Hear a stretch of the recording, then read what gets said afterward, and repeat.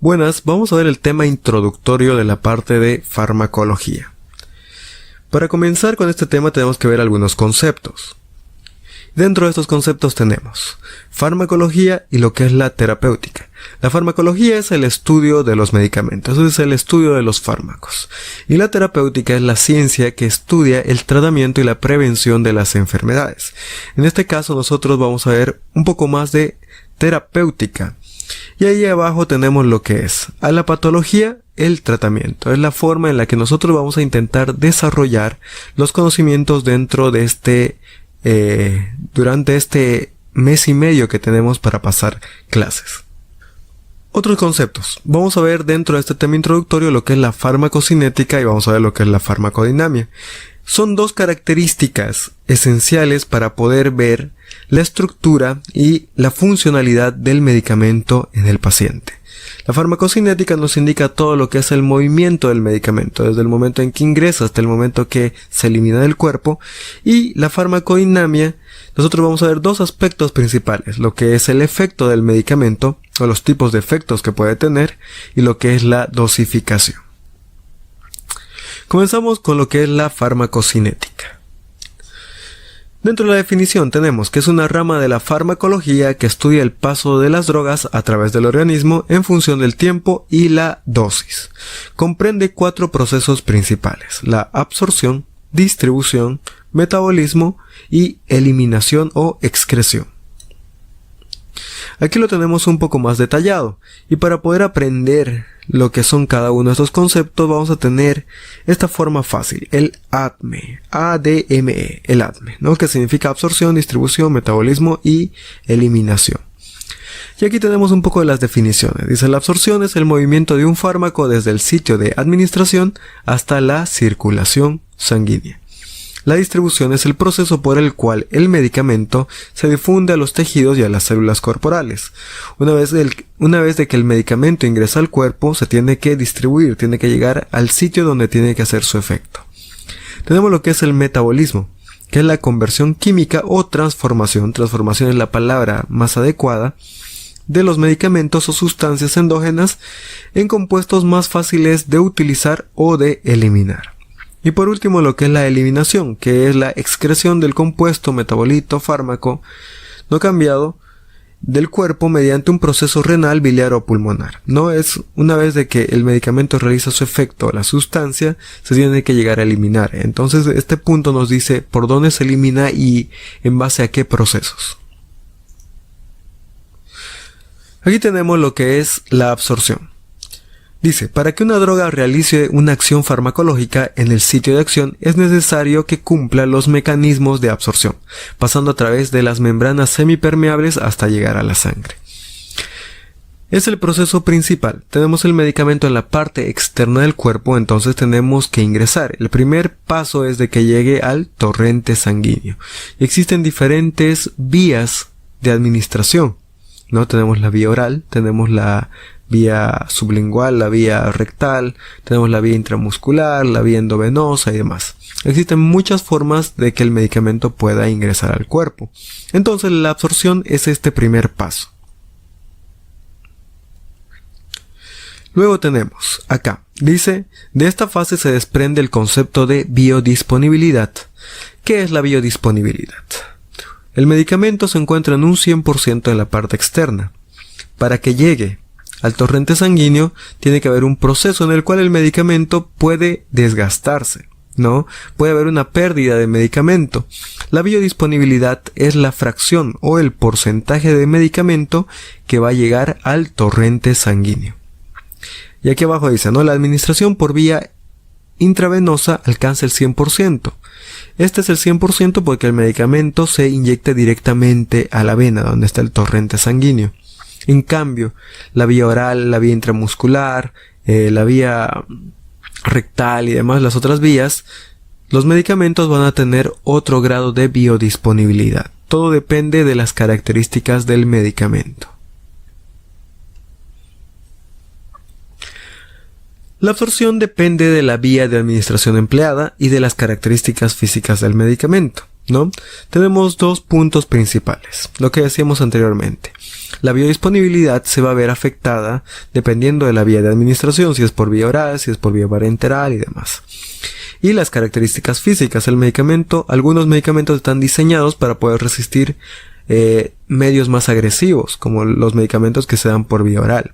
En cambio, hay otros medicamentos más sensibles o que tienen que realizar una acción mucho más rápida, que tienen otro tipo de vías, como las de la vía parenteral.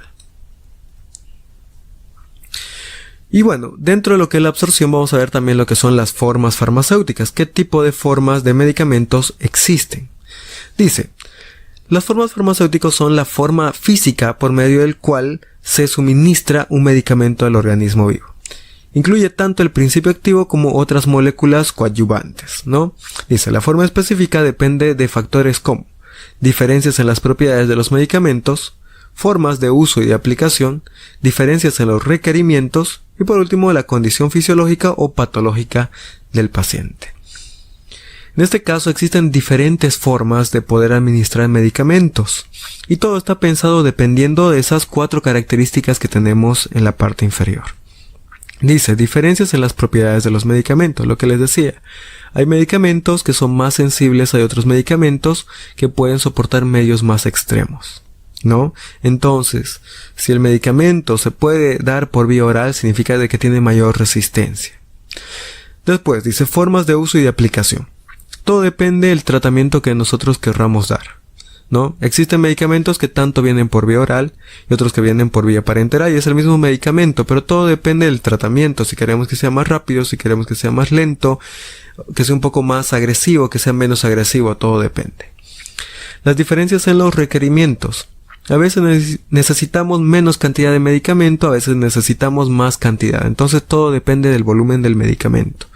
Y por último, la condición fisiológica o patológica del paciente. Saber las características físicas de un paciente, ¿no? Si es un niño, ¿qué medicamento, qué formas de medicamento les podemos dar? ¿Cuál es la mejor dependiendo del paciente, o en ancianos o en adultos? Y aquí tenemos algunas formas farmacéuticas. Aquí tenemos primero lo que son las soluciones. La solución es una preparación líquida acuosa que contiene un soluto disuelto en un solvente.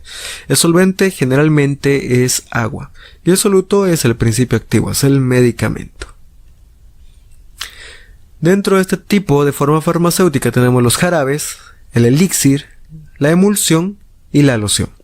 Los más utilizados dentro de esta lista son los jarabes, ¿no? Que normalmente vienen con una solución azucarada. Es para el gusto de los pacientes pediátricos. Otro tipo de formas farmacéuticas que también tenemos son las parenterales, que llegan a ser también soluciones.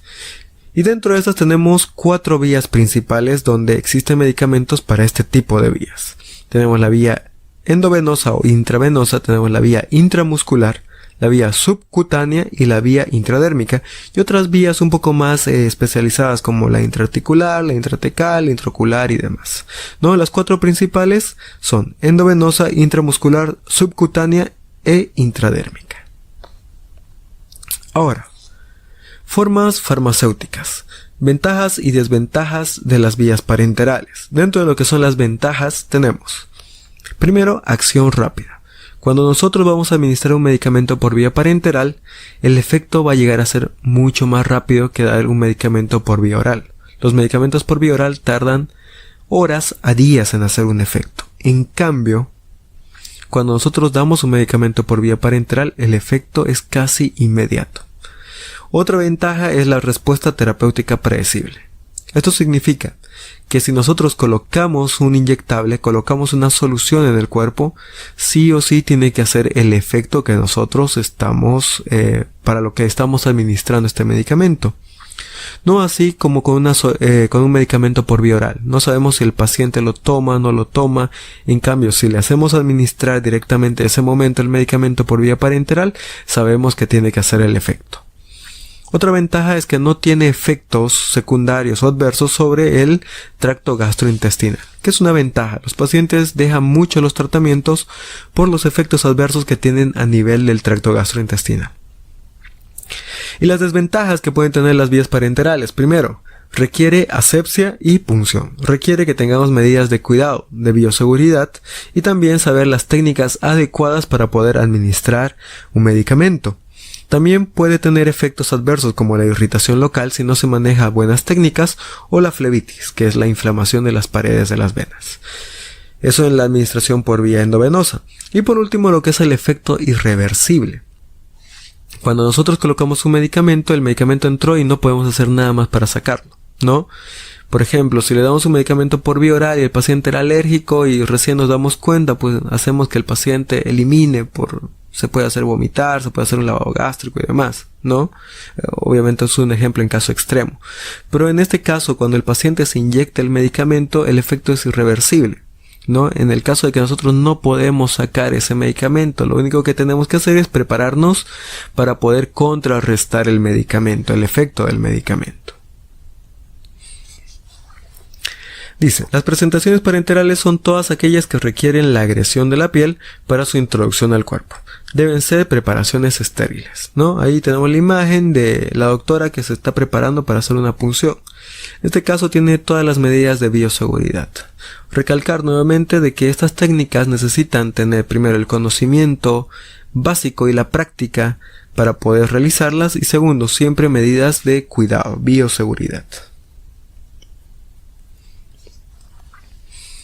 Ahora, también dentro de las soluciones donde ingresan lo que son las formas farmacéuticas parenterales tenemos las ampollas.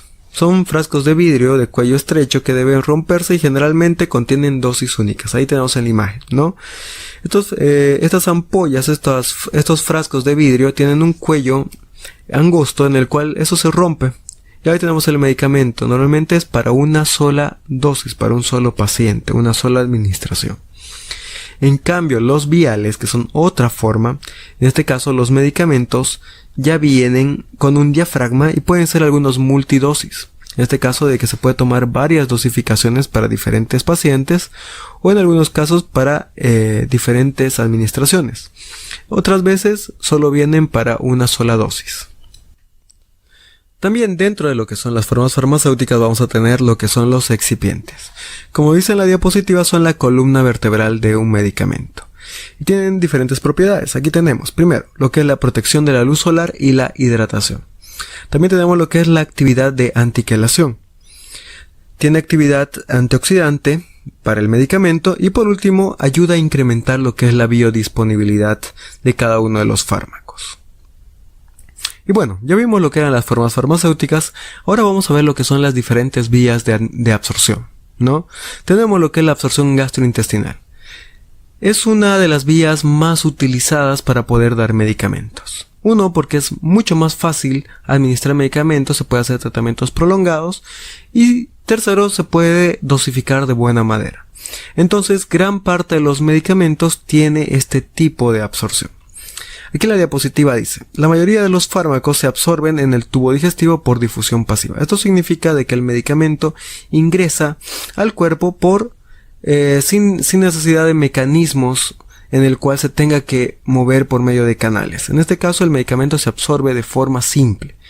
Existen variables que dependen del paciente que pueden influir sobre la velocidad y la cantidad de la droga absorbida. La vía gastrointestinal, así como que es una vía fácil de acceso al medicamento hacia el cuerpo, también existen diferentes parámetros que nos pueden configurar la absorción del medicamento. Una de esas variables es el pH a nivel del estómago, ¿no? Nosotros tenemos en la cavidad gástrica un ácido, el ácido clorhídrico, que es el que nos permite realizar lo que es la digestión química. En este caso el medicamento también se tiene que enfrentar a lo que es el pH gástrico. Esto puede configurar mucho. Algunos medicamentos ayudan a que haya una mejor absorción, a otros detiene la absorción. Entonces es importante saber en qué momento se tiene que tomar el medicamento. Otro parámetro que nos ayuda a configurar lo que es la absorción gastrointestinal es la presencia de alimento, que va muy asociado al anterior punto, ¿no? El alimento también configura lo que es el pH gástrico y algunos medicamentos tienen que tomarse antes de las comidas, otros se tienen que tomar con las comidas o después de las comidas. Eso depende de cada uno de los medicamentos. Otro punto que puede configurar lo que es la absorción gastrointestinal es la colonización de bacterias en el tubo digestivo. Si existen muchas bacterias, existen menos bacterias, eso también va a configurar, ya que estos seres vivos producen un metabolismo sobre el medicamento en algunos casos, ¿no? Pueden producir lo que es la hidrólisis o la reducción del medicamento. Entonces, puede aumentar la biodisponibilidad cuando hay menor cantidad de bacterias, o puede disminuir la biodisponibilidad si hay una gran cantidad de bacterias. Otro tipo de absorción que tenemos es la absorción por vía rectal, ¿no? A pesar de que este tipo de vía es bastante agresiva, se podría decir así, ¿no? Es una vía que no se utiliza mucho. Tenemos un buen tratamiento por medio de este tipo de absorción, ya que la región rectal está bastante vascularizada. Entonces, si el medicamento viene de una forma ya activada, no en un metabolito activo, e ingresa directamente a la región rectal, los vasos sanguíneos que envuelven este lugar absorben rápidamente el medicamento y el medicamento se distribuye rápidamente también. Entonces, en este caso saltaría lo que es el metabolismo por parte del hígado, saltaría lo que es la distribución por medio del sistema porta y demás, y el medicamento haría un efecto mucho más rápido. No se utilizan en casos de que el tratamiento por vía oral es imposible, que no se puede hacer, o en el caso de que por repetidas veces se ha dado un tratamiento por vía oral y no funciona, entonces se puede pensar en dar un tratamiento por vía rectal. Otro tipo de absorción que tenemos es la absorción intramuscular, ¿no? De todas las parenterales tenemos esta porque esta nos permite hacer un buen tratamiento en pacientes ambulatorios, ¿no? Pacientes de que no se tienen que quedar hospitalizados. En lo que es la vía endovenosa, el paciente tiene que estar bajo cuidados, porque no cualquier persona primero le puede colocar una vía endovenosa. Segundo, el paciente tiene que quedarse quieto, tiene que estar en un lugar donde se pueda monitorizar al paciente, se lo pueda vigilar, se pueda ver el estado del paciente, ¿no? En algunos casos hasta configurar el goteo y demás. En cambio, la absorción intramuscular nos permite hacer un tratamiento bueno, con efecto prolongado, un efecto también rápido, ¿no? Porque el medicamento hace un efecto rápido. Y cuarto, nos permite hacer un tratamiento en casa, ¿no? Muchos de los medicamentos también vienen en este tipo de vía de absorción, lo que es la intramuscular. Y una de las ventajas que tiene es de que salta lo que es igual todo lo que es el paso por el tracto gastrointestinal. Entonces también es una excelente vía de administración. Tenemos la absorción por vía respiratoria, ¿no?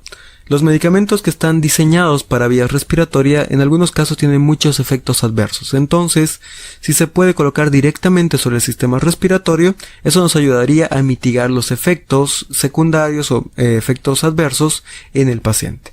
Por eso estos medicamentos normalmente vienen en líquidos volátiles, que se pueden convertir rápidamente en lo que son gases y distribuirse localmente a nivel del sistema respiratorio. Otro punto dentro de lo que es el ADME tenemos lo que es la distribución. La distribución es el proceso en el que el fármaco ingresa al plasma sanguíneo, donde se liga a proteínas en parte y el resto circula en forma libre. La fracción libre es la que farmacológicamente está activa. En cambio, la que se une a las proteínas es el fármaco inactivo. Obviamente, la forma activa es la que va a llegar al sitio de acción, ¿no? Entonces, en el caso de la distribución es el segundo paso. El medicamento tiene que llegar a un sitio, se tiene que distribuir por medio del torrente sanguíneo. Y aquí existen diferentes barreras que no van a permitir de que pase a ciertos lugares del cuerpo. Dentro de lo que es el estudio que nosotros vamos a realizar durante este mes y medio, tenemos 3 lugares importantes que tenemos que determinar dentro de lo que es la distribución. Primero, el paso por la barrera hematoencefálica que llega a nivel central, nivel del cerebro. Segundo, la barrera hematoplacentaria de que llega a nivel del feto, en el caso de mujeres embarazadas. Y tercero, su distribución en la leche materna, ¿no? Es importante saber si el medicamento llega o no llega a nivel central, para ver si puede existir efectos adversos a este nivel. Es un órgano bastante delicado. Segundo, saber si el medicamento puede o no afectar al feto en el caso de mujeres embarazadas. Es importante para no dar un tratamiento que pueda producir algún daño en una mujer embarazada o en el feto. Y tercero, en el caso de la lactancia, saber si el medicamento se libera en la leche materna. En algunos casos o bueno, en la mayoría de los casos en realidad, si se da una medicación y si se distribuye por leche materna, estaríamos tratando tanto a la madre como al recién nacido. Entonces el tratamiento no sería bueno, sería contraproducente porque estamos afectando al niño, ¿no?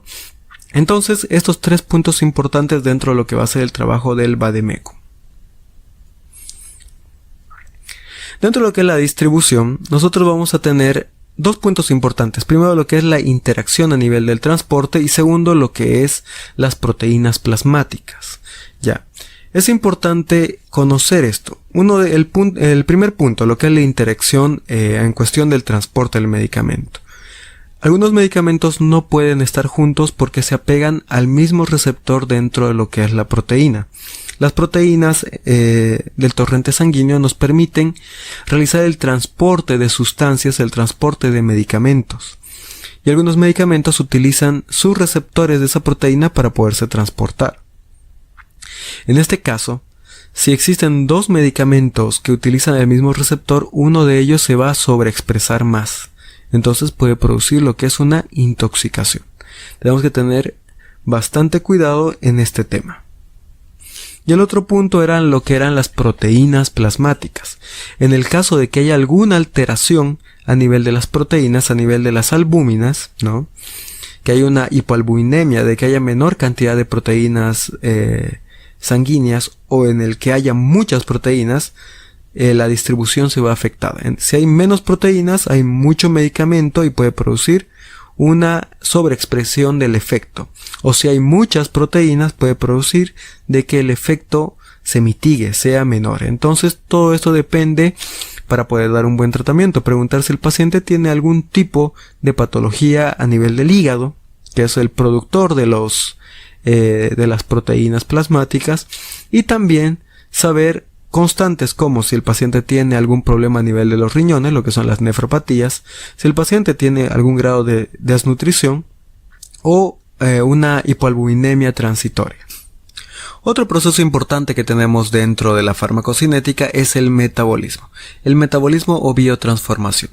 El medicamento, para que pueda realizar una acción en el cuerpo, tiene que transformarse, tiene que convertirse en una forma más fácil de utilizar, o se tiene que convertir en una forma más fácil de eliminar.